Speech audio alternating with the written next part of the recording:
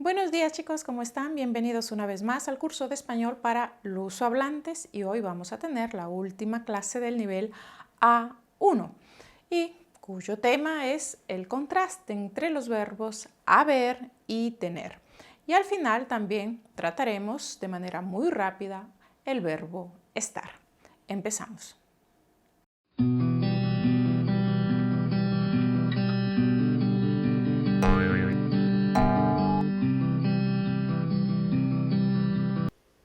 Contraste entre el verbo haber y tener.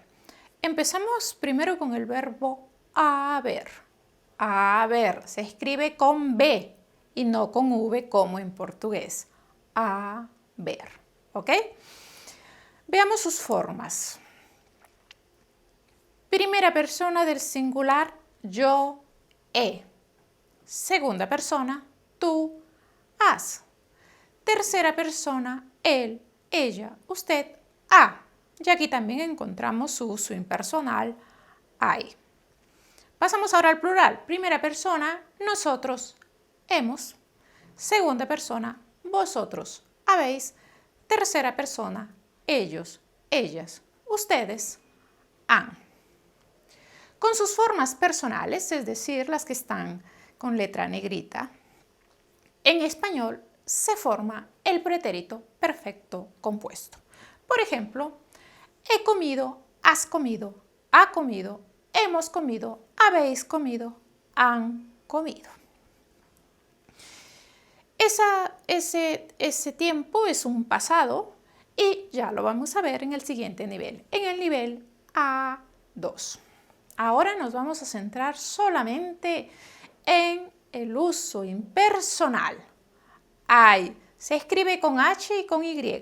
Si le escriben sin H va a ser una interjección. Cuando te pellizcan, así, tú dices ¡ay! Bueno, es la interjección, se escribe sin H. Y además lleva una Y. Ay, no se olvide, ¿vale? Y bueno, ¿por qué uso impersonal? Como todos los verbos en su uso impersonal, o verbo impersonal, porque hay verbos que son impersonales. En este caso, el verbo ver tiene los dos usos. Puede ser personal y puede ser impersonal. Pues bien, cuando es su uso impersonal, se debe conjugar en la tercera persona del singular y además no lleva sujeto. Es decir, no hay una entidad que realiza la acción del verbo. Por ejemplo, voy caminando por la calle y veo varios pájaros en el cielo. Y digo, hay muchos pájaros en el cielo. Ahí yo solamente estoy expresando la existencia de seres, de pájaros. No hay sujeto en esa oración. Y está conjugado en la tercera persona. El verbo haber está en la tercera persona. Hay muchos pájaros en el cielo. Tercera persona del singular. Siempre en tercera persona del singular, ya sea en el pasado, en el presente o en el futuro. Esa oración está en el presente. Hay muchos pájaros en la calle. Pero si yo quiero decirla en el pasado será había muchos pájaros en el cielo. Había, cuidado. En el futuro habrá muchos pájaros en el cielo. No se olviden, ¿sí? En el uso impersonal, los verbos se conjugan en la tercera persona del singular en todos los tiempos. En todos los tiempos y en todos los modos. ¿Vale?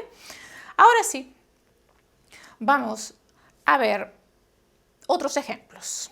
Recuerden, el verbo haber en su uso impersonal expresa la existencia o presencia de seres y objetos. Veamos dos ejemplos más. En la calle hay muchas personas. Ahí está el verbo haber en la tercera persona del singular. Cuidado, porque en portugués pueden usar el verbo tener. Pues bien, en español no se puede utilizar el verbo tener. Ustedes en portugués dirían, na rua tem muitas pessoas. Pues bien, en español no se puede decir ahí tener. No se puede usar el verbo tener. Tendrán que usar siempre el verbo haber. En la calle hay muchas personas, ¿vale? Otro ejemplo. Hay muchos libros en la mesa. Ahí está expresando la presencia de objetos, ¿vale? Entonces, no se olviden, será el verbo haber el que exprese la existencia de seres y objetos, y no el verbo tener, ¿vale? Ahora sí, vamos a ver sus formas. 1. Hay más artículo indeterminado. Ejemplos. Hay un coche aparcado en la calle. Otro ejemplo. En esa avenida hay una tienda italiana. 2. Hay más nombres en plural. Hay muchos extranjeros en Alemania. 3. Hay más números. Hay 5 personas esperándote. 4. Hay más indefinidos. Ejemplos. No hay nada para comer. Otro ejemplo. Hay algunas personas que piensan que la mujer debe quedarse en casa. Y 5. Hay más sin ningún tipo de partículas. Por ejemplo, ¿hay café en el termo? El verbo haber nunca va acompañado de los artículos determinados. La, los, las, ¿vale? Por ejemplo, no se puede decir hay los coches o hay la gasolina. No, se debe decir hay coches, hay gasolina, ¿vale?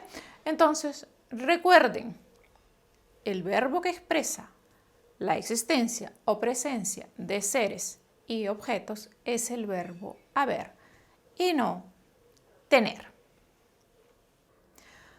Ahora veamos el verbo tener. Este verbo, a diferencia del verbo haber, que es impersonal, ¿no? Y no lleva sujeto, el verbo tener siempre pide un sujeto. Por lo tanto, se conjuga en todas las personas. Veamos sus formas. Primera persona, yo tengo. Segunda persona, tú tienes. Tercera persona, él, ella, usted tiene. Ahora el plural. Primera persona, nosotros tenemos. Segunda persona, vosotros tenéis. Tercera persona, ellos, ellas, ustedes tienen. No se olviden, este verbo siempre pide un sujeto. Veamos ahora sus usos. 1. Indica posesión. Ejemplos. Tengo 2 ordenadores Apple. Otro ejemplo. María tiene un piso en la playa. Otro ejemplo. México y Guatemala tienen muchas ruinas mayas. Están en los 3 ejemplos, indica posesión, y en los 3 ejemplos hay un sujeto. ¿Vale? 2. Expresa voluntad. Ejemplo. Tengo ganas de comer pizza. Número 3. Indica la edad. Jorge tiene 20 años. Número 4. Describe personas, cosas y lugares. Por ejemplo, Brasil tiene muchas regiones. Otro ejemplo, nosotras tenemos el pelo largo y rubio. Otro ejemplo, mi casa tiene 3 habitaciones con baño. Número 5. Expresa sensaciones fisiológicas, como tengo mucha sed. Otro ejemplo, ¿tenéis hambre? Como se pueden dar cuenta, todos esos ejemplos tienen sujeto. ¿Vale? Entonces, no se olvide. El verbo tener expresa posesión, expresa voluntad, puede indicar la edad, describe personas, cosas y lugares y también expresa sensaciones fisiológicas. ¿Vale? Ahora veamos el verbo haber y tener en perífrasis de obligación. Número 1. Hay más que más infinitivo. Esta perífrasis expresa obligación de manera impersonal o general. Por ejemplo, hay que limpiar la casa. Otro ejemplo, hay que estudiar mucho para pasar el examen. En estas dos oraciones no estás diciendo quién debe realizar o quién tiene la obligación. No, simplemente lo estás diciendo de manera general. Ya la perífrasis número 2, que es tener más que más infinitivo, indica también obligación, solo que de manera personal. Es decir, tienes que indicar la persona que tiene la obligación. Por ejemplo, tienes que estudiar mucho para el examen. Otro ejemplo, María tiene que llegar temprano al trabajo. En estas dos oraciones hay un sujeto. En la primera, tienes que estudiar mucho para el examen. El sujeto es tú. Y en el segundo, María tiene que llegar temprano. El sujeto es María. ¿Vale? Entonces, esa es la diferencia entre la perífrasis con el verbo haber, que es impersonal, ¿no? Expresa obligación de manera impersonal, de manera general, y la perífrasis con el verbo tener, que expresa también obligación, solo que de manera personal. ¿Vale? Bien, por último veamos el verbo estar. Ustedes no van a tener ningún problema, pero igual vamos a verlo para que ustedes lo tengan bien claro, ¿vale? Veamos sus formas primero.